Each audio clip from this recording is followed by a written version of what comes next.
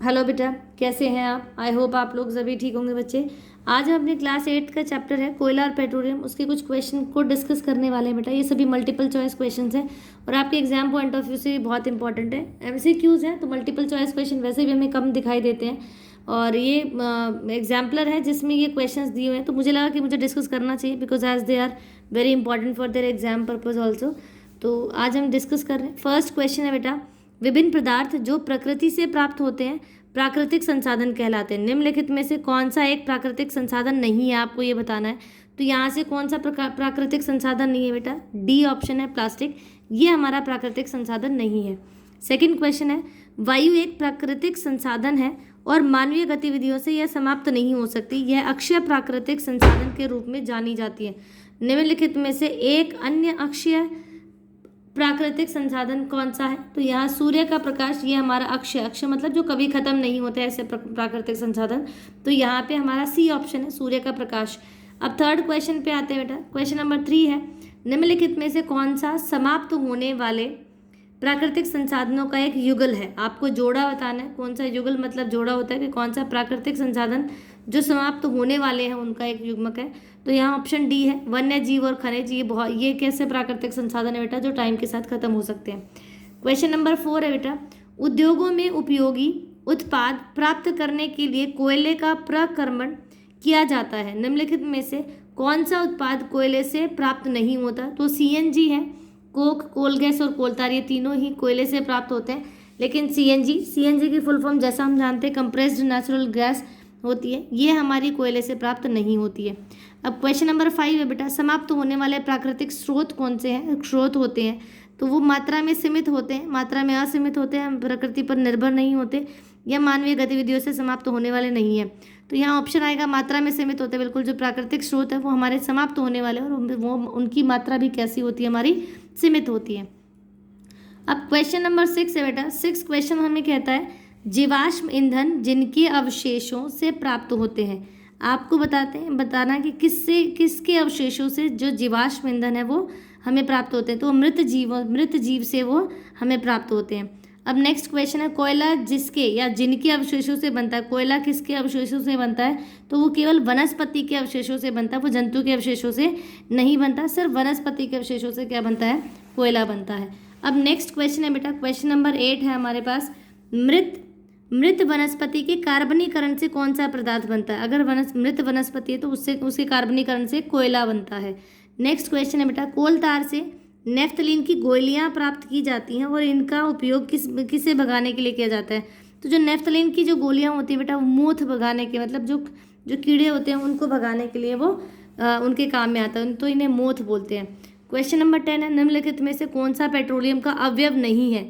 आपको बताना कि पेट्रोलियम का अवयव नहीं है। पैराफिन, मोम, पेट्रोल और स्नेहक तेल, ये सभी पेट्रोलियम के अवयव है, मतलब पेट्रोलियम से हमें प्राप्त होते हैं। लेकिन कोक, जैसे हमने पढ़ा है, कोक तो हमें कोयले से मिलता है, तो ये एक ऐसा अवयव है जो हमें पेट्रोलियम से यहाँ नहीं मिलता है। अब क्वेश्चन नंबर 11 है, पेट्रोलियम का निर्माण उन जीवों से हुआ जिनका आवास था समुद्र में। बिल्कुल, पेट्रोलियम का निवास जो निर्माण है वो किन जीवों की वजह से हुआ है? जो समुद्र के आसपास या समुद्र के तल में रहते हैं उन जीवों से हुआ है। अब प्रश्न नंबर 12 है बेटा। क्वेश्चन नंबर 12 है, निम्नलिखित में सही कथन आपको बताना कि कौन सा कथन सही है। तो प्राकृतिक गैस को, जो प्राकृतिक गैस है उसे संपीड़ित प्राकृतिक गैस के रूप में अधिक दाब पर भंडारित किया जाता है। जैसे हमारे घरों में तो एलपीजी आती है बेटा, जो हमारे जो कार्स वगैरह होती हैं उनमें भी हम लोग क्या डलवाते हैं? सीएनजी डलवाते हैं। तो संपीड़ित नेचुरल गैस मतलब उसे काफ़ी हाई प्रेशर पे दबाकर उसे भंडारित किया जाता है। अब क्वेश्चन नंबर 13 है बेटा, ये अति लघु उत्तरीय प्रश्न है जिसको आपको वन वर्ड आंसर या थोड़े से वो शब्दों में लिखना होता है। आपको पेट्रोलियम और जल का मिश्रण दिया गया है, क्या आप इन दोनों को पृथक करने की एक विधि सुझा सकते हैं? तो यस, इनको दोनों को अलग करने की एक विधि क्या होती है बेटा? निर्धारणा उसका नाम है। अब नेक्स्ट हमारे पास क्वेश्चन नंबर 14 है, सीएनजी का पूरा नाम क्या है? तो सी से कंप्रेस्ड, एन से नेचुरल, जी से गैस मतलब संपीड़ित प्राकृतिक गैस होता है तथा इसे पेट्रोल की अपेक्षा एक अच्छा ईंधन क्यों माना गया बेटा? क्यों माना गया? क्योंकि पेट्रोल से तो क्या होता है, ये आप लिख सकते हैं, पेट्रोल से तो कार्बन डाइऑक्साइड रिलीज होती है और वो हमारे जो उसको एनवायरनमेंट को, हमारे वातावरण को प्रदूषित करती है, जबकि सीएनजी से कोई भी प्रदूषण नहीं होता है, इसीलिए इसे एक अच्छा ईंधन माना गया है। क्वेश्चन नंबर 15 है बेटा, उस पेट्रोलियम उत्पादक का नाम बताइए जिसका उपयोग स्टोव, लैंप या जेट वायु में होता है। तो मिट्टी का तेल है जिसका उपयोग किया जाता है। अब प्रश्न नंबर 16 है बेटा, यहाँ पर रिक्त स्थानों की पूर्ति करनी है। फर्स्ट है, कोयला भोजन पकाने में उपयोगी ईंधनों में से एक है। तो ये क्या है? एक ईंधन है, ईंधन मतलब फ्यूल है।